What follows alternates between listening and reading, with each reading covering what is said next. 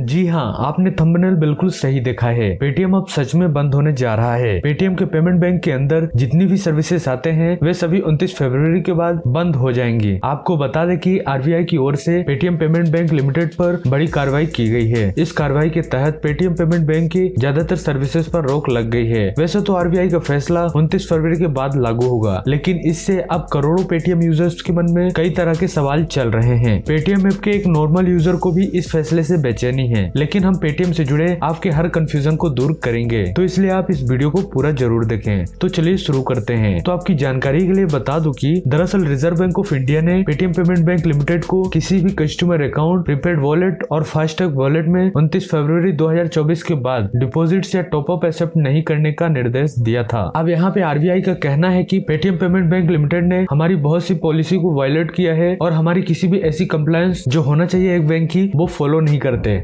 हमने बहुत बार उनको बोला बट उन्होंने फॉलो नहीं किया, तो इसके बाद हमने उन पर रेस्ट्रिक्शन लगा दिए। उन्होंने रेस्ट्रिक्शन किन चीजों पर लगा दिए तो आपको बता दूं कि अब आप कोई भी डिपॉजिट या क्रेडिट ट्रांजैक्शन या टॉप अप ये नहीं कर सकते हैं। तो 29 फरवरी 2024 के बाद कोई भी डिपॉजिट पेटीएम में अलाउ नहीं रहेंगे, लेकिन विड्रॉवल तो अभी भी चलते ही रहेंगे। और फास्टैग यूज करते हो, वॉलेट यूज करते हो और प्रीपेड वाले कार्ड यूज करते हो तो आप उसमें टॉप अप नहीं कर पाएंगे। तो जब तक आपके पास आपके वॉलेट में एग्जिस्टिंग बैलेंस पड़ा हुआ है तब तक फास्टैग चलता रहेगा, और जैसे ही आपका पूरा वॉलेट बैलेंस खत्म हो जाएगा तो फिर आपको फास्टैग चेंज करना पड़ेगा। इसी लगातार आने वाले क्लैरिफिकेशन तक पेटीएम वॉलेट और पेटीएम पेमेंट बैंक से अपने सारे पैसे विड्रॉ कर लीजिए, ये आपके लिए बेहतर होगा। आपकी जानकारी के लिए बता दूं कि पिछले कुछ सालों से पेटीएम कंपनी काफी ज्यादा मुश्किलों का सामना कर रही थी, वहीं अब मुश्किलों में और इजाफा हो गया है। रिजर्व बैंक ऑफ इंडिया ने तत्काल प्रभाव से पेटीएम पेमेंट बैंक की कई सर्विसेज को बंद कर दिया है, यानी कि 29 फरवरी के बाद बंद हो जाएंगी। आरबीआई के ऑर्डर के बाद पेटीएम पेमेंट्स बैंक नए ग्राहक नहीं जोड़ सकता। इसके साथ ही आरबीआई ने यह आदेश जारी किया है कि वर्तमान में पेटीएम पेमेंट्स बैंक के जो ग्राहक हैं और जो वॉलेट इस्तेमाल कर रहे हैं 29 फरवरी के बाद वह लोग भी अपने खाते में अमाउंट ऐड नहीं कर पाएंगे।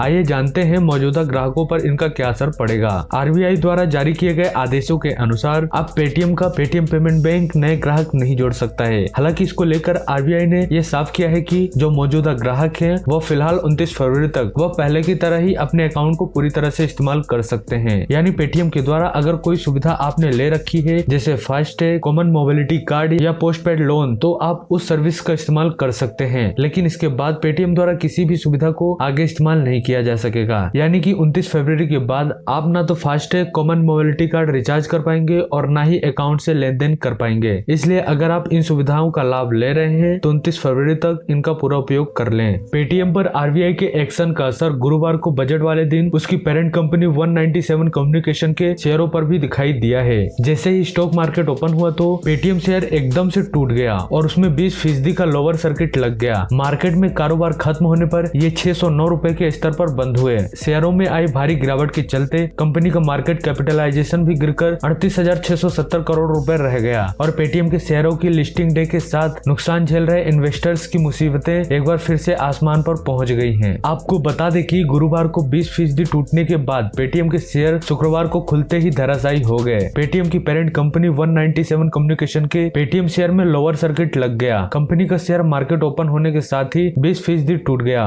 और इसके शेयर की कीमत 121.80 रुपए कम होकर अब महज 487.20 रुपए पर आ गई है। इसके साथ ही कंपनी का मार्केट कैपिटलाइजेशन भी कम होकर 30,940 करोड़ रुपए रह गया है। आपको बता दें कि मुसीबत में फंसे पेटीएम ने इस संकट के बीच अपने रास्तों की तलाश शुरू कर दी है। इसका संकेत पेटीएम की पेरेंट कंपनी 197 कम्युनिकेशन यानी ओसीएल की ओर से जारी किए गए एक स्टेटमेंट को देखकर लगाया जा सकता है। दरअसल कंपनी ने इसमें कहा है कि पेटीएम पेमेंट बैंक आरबीआई के निर्देशों के अनुपालन के लिए काम कर रही है और अब ये काम और तेजी से किए जाएंगे। इसमें आगे कहा गया है कि एक पेमेंट कंपनी होने के नाते ओसीएल सिर्फ पेटीएम पेमेंट बैंक ही नहीं बल्कि कई बैंकों के साथ काम करती है। हम सिर्फ प्रक्रिया को तेज कर रहे हैं और जब से रोक लागू होगी तब हम पूरी तरह से अपने बैंक पार्टनर्स पर डिपेंडेंट हो जाएंगे। कंपनी ने साफ शब्दों में कहा है कि भविष्य में ओसीएल पेटीएम पेमेंट बैंक ही नहीं बल्कि सिर्फ दूसरे बैंकों के साथ काम करेगा। रिजर्व बैंक ऑफ इंडिया की ओर से की गई कार्रवाई और शेयरों में भारी गिरावट के बीच पेटीएम के फाउंडर और सीईओ विजय शेखर शर्मा ने एक्स प्लेटफॉर्म के जरिए यूजर्स को भरोसा दिलाया है कि उन्होंने अपने पोस्ट में लिखा है, हर पेटीएमर को कहना चाहता हूं कि आपका पसंदीदा ऐप काम कर रहा है। 29 फरवरी के बाद भी हमेशा की तरह काम करता रहेगा। मैं पेटीएम टीम के प्रत्येक सदस्य के साथ आपके अथक समर्थन के लिए आपको सलाम करता हूँ। हर चुनौती का एक समाधान है और हम पूर्ण अनुपालन में अपने राष्ट्र की सेवा करने के लिए ईमानदारी से प्रतिबद्ध हैं। इंडियन पेमेंट इनोवेशंस में पेटीएम ग्लोबल स्तर पर प्रशंसा जीतता रहेगा। पेटीएम करो इसका सबसे बड़ा चैंपियन होगा। अगर आपके मन में सवाल होगा कि पेटीएम की बैंकिंग ब्रांच यानी पेटीएम पेमेंट्स बैंक आखिर ये क्या है और कैसे काम करती है, तो आपको बता दूं कि पेटीएम पेमेंट बैंक में यूजर सिर्फ अपने पैसे डिपॉजिट कर सकते हैं। बैंक के पास लोन वगैरह देने का अधिकार नहीं है और ना ही पेटीएम पेमेंट बैंक किसी भी ग्राहक को डेबिट कार्ड जारी कर सकता है और ना ही क्रेडिट कार्ड। लेकिन ये खासकर मर्चेंट्स पर फोकस था, जिसमें उन्हें जो पेमेंट मिलता है वो उनके पेटीएम पेमेंट बैंक अकाउंट में पहुंचता है और फिर उसे अन्य बैंक अकाउंट्स में ट्रांसफर कर लिया जाता है। 197 कम्युनिकेशन और इसी कंपनी के पास प्रीपेड पेमेंट इंस्ट्रूमेंट यानी कि पीपीआई लाइसेंस है। यह लाइसेंस साल 2017 में मिला था। आपको बता दें कि पेटीएम भारत में डिजिटल पेमेंट को अपनाने में महत्वपूर्ण भूमिका निभा रहा है। यह भारत में सबसे लोकप्रिय डिजिटल भुगतान प्लेटफॉर्म में से एक है, जिसमें 450 मिलियन से अधिक एक्टिव यूजर्स हैं। पेटीएम ने लोगों को नकदी और डेबिट क्रेडिट कार्ड के बजाय मोबाइल फोन का उपयोग करके पेमेंट करने के लिए एनकरेज किया है। पेटीएम ने भारत में फाइनेंशियल इंक्लूजन को भी बढ़ावा देने के लिए भी इम्पोर्टेंट रोल प्ले किया है। इसने उन लोगों को बैंकिंग और फाइनेंशियल सर्विसेज तक प्रदान की है जो पहले इन सर्विसेज से दूर थे। पेटीएम के माध्यम से पैसे भेज सकते हैं और प्राप्त कर सकते हैं और अपने सारे यूटिलिटी बिलों का पेमेंट कर सकते हैं। पेटीएम ने छोटे बिजनेसेस को सशक्त बनाने में भी मदद की है। इसने छोटे बिजनेस को ऑनलाइन पेमेंट एक्सेप्ट करने और अपने ग्राहकों तक पहुंचने का